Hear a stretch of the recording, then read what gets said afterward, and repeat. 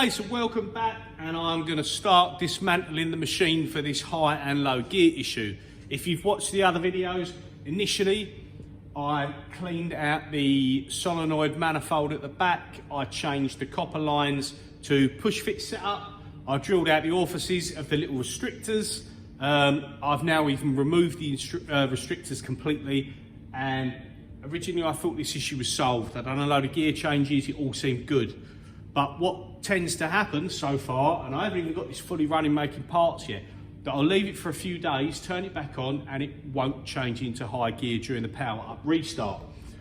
I've tried the air shock, you know, when people say disconnect the air and then shock it while it's trying to change gear, it doesn't work. If I put air directly into the line and bang the shop air in, obviously that works, but you can't do that when everything is back together up the top. And I don't want to be messing around with this machine daily, fighting an issue, and doing them workarounds when really the only way to do it is to fix it properly. So it's going to have to come apart. I think the problem lies in the air cylinder at the front. When you do Google searches, you can read about these air cylinders that they've got a quad ring seal. They've got some O-rings, they go brittle, they go flat, they crack, they basically just deteriorate, allowing air to bypass, which is what I think my problem is. And also after 20, 25 years worth of use, the gears can get burred over and also cause an issue with them going into gear. So as much as I tried to avoid this, and I was quite chuffed that I didn't have to take it apart because I really want to get using it, get it earning some money, it's got to come apart. So the first thing we've got to do is disconnect everything on here, and then we've got to lift it. Now in the Haas manual, it shows you a fixture that they bolt to the table, like a little lifting crane that comes up, goes across here, and they've got a fixture that goes into these two holes. You've got one that side and one that side. Now you can't go straight through because the fan is about 2 or 3 inches deep and gets in the way of those holes. So my plan is to take said piece of 3mm steel plate there, let me just climb up, stand on the table here. Now I'm going to remove this top plate, I'll lay this on top of that, mark out the 4 holes, bolt it back down. That will mean the fan is out of the way, and then I should be able to slide a bar straight through.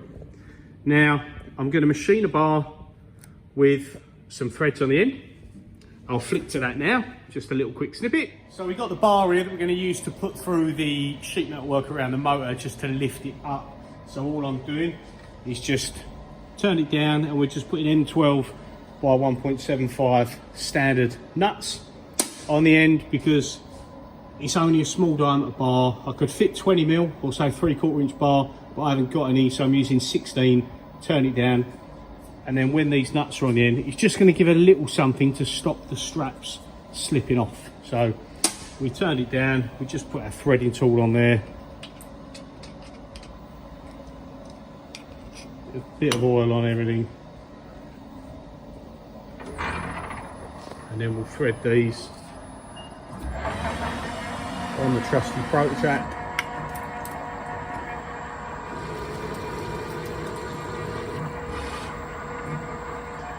I must admit, it's not often I use this lathe, but it is a good one.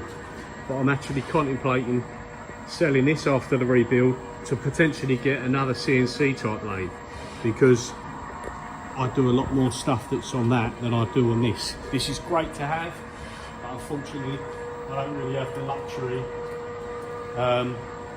It's a lot of money in this, and after the rebuild it's worth good money, and it might be better for me to get rid of it and get something else. But that's another subject for another day.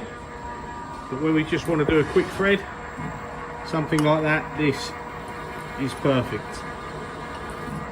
And it does a lovely job. It should do after the full rebuild. Bit of oil on there that wasn't needed.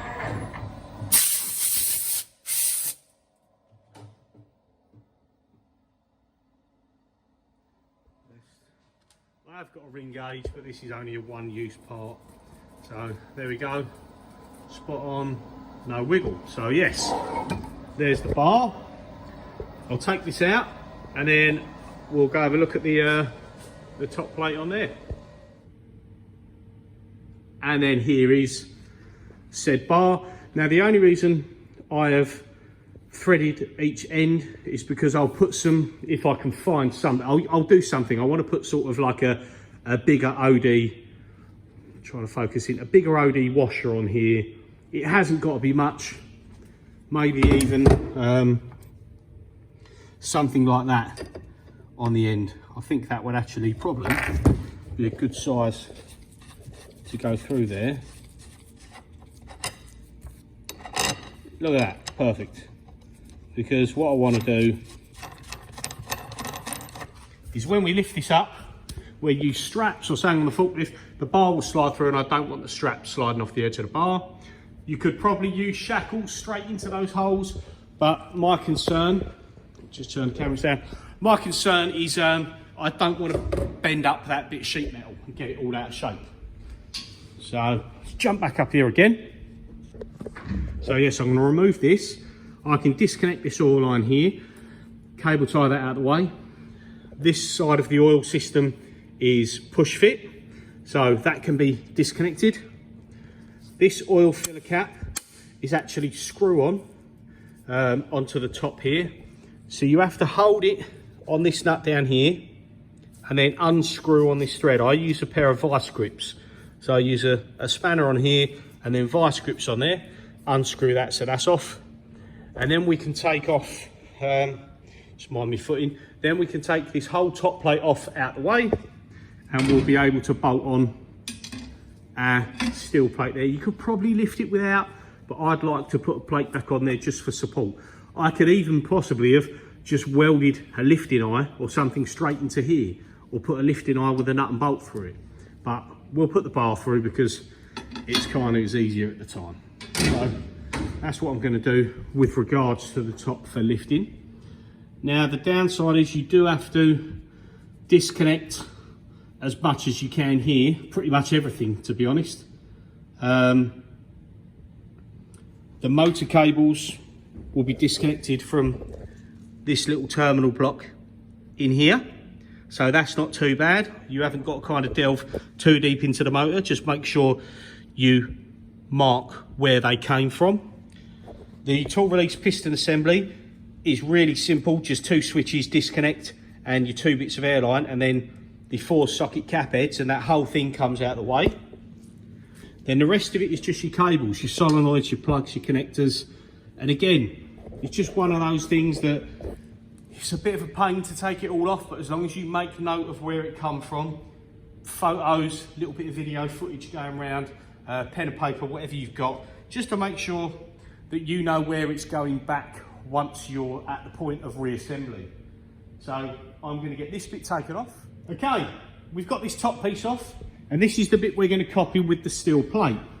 So you can see there, I've took it off with the oil cooler, just put some tape and some tissue over that to stop any dirt getting in there, and I've put a rubber bung on that section, and this is the top piece of the fan.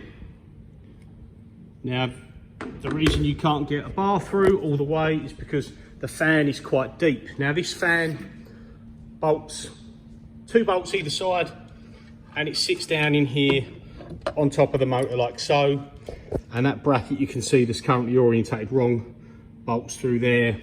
The cable is held on a clip there, and this all comes through here, and you've got a small grommet that you can push out. And then once that fan is removed and is nicely out of the way, you can see there we've got a clear shot through with our bar to lift, and this steel plate is what I'm going to put and bolt down on top, just to keep, it's probably, like I said before, it's probably rigid enough without it, but it will stop any flex there, because I don't know how much this motor and this gearbox assembly is going to weigh, but it's going to be quite heavy, you know. So just to be sure, I'll bolt this plate back down. Our bar will go through here, and that's the top section done, ready to lift. All that's left is disconnecting everything we need to here. So I will go through, disconnected what's needed. Once it's all off and I'm happy with everything that's out of the way, that's got to be out of the way, I'll quickly come back and I'll go through in the next video, and I'll show you what has been removed before we actually go ahead and try and lift this assembly off, clear of the actual head casting and the spindle. So yeah, cheers for watching. This is probably going to be like a 4, 5, 6, 7 part video, because I'll do it stage by stage as I can. So hopefully you enjoy the content, you keep coming back, and yeah, see you soon.